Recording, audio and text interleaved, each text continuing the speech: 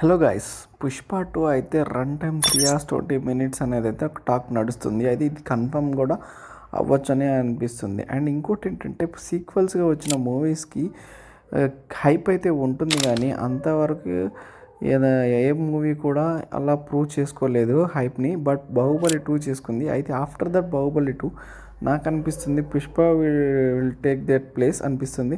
ఎందుకంటే నార్మల్గా అయితే సీక్వెల్స్ తీసినప్పుడు ఏదో కొంచెం అలా ఇలా సర్దేసి షార్ట్ టైంలోనే క్లోజ్ చేస్తారు. బట్ పుష్ప యొక్క రన్ టైం 3 hours 20 minutes చూస్తుంటే మనకు అర్థమవుతుంది సుకుమార్ గారు చాలా పర్ఫెక్ట్ స్క్రిప్ట్ అండ్ ఖచ్చితంగా సీక్వెల్ అవసరమయ్యే ఆ మూవీని యొక్క సీక్వెల్గా తీయడాల్సిన అవసరం వస్తుందని అనిపిస్తుంది. అండ్ ఖచ్చితంగా మనకి సినిమా ఎండింగ్ కూడా కూడా పుష్ప యొక్క అండ్ బన్వర్ సింగ్ షికావత్ యొక్క ఈగో దెబ్బతిన్న టైంలోనే బ్రేక్ అయింది. సో ఈ పార్ట్ 2లో కూడా ఆ బ్రేక్ చేయన ఈగోస్ని ఖచ్చితంగా ఇప్పుడు వాళ్ళిద్దరు ఎలా వాళ్ళ యొక్క క్యారెక్టరైజేషన్ మీద ఈగోస్ మీద చూపిస్తారని అయితే అనిపిస్తుంది. ఇఫ్ ఇట్ వర్క్స్ సినిమా మాత్రం చాలా బాగుంటుందని నాకు అనిపిస్తుంది. అండ్ స్కేల్ కూడా చాలా బాగా అనిపిస్తుంది మనకి సినిమా యొక్క గ్రాండియర్ని కూడా.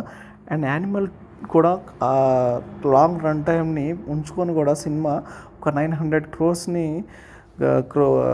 క్రాస్ చేసింది. సో ఈ పుష్ప 2 కూడా నాకు అనిపిస్తుంది ఇఫ్ ఇట్ వర్క్స్ ఖచ్చితంగా 1000 crores అయితే చేజ్ చేస్తుందని నాకైతే అనిపిస్తుంది.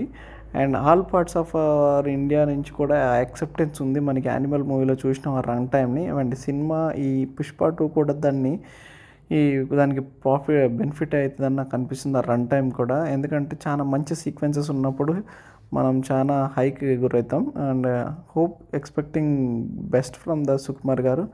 And please keep watching our channel for more filmy updates. Signing off Friday ఫ్లిక్స్.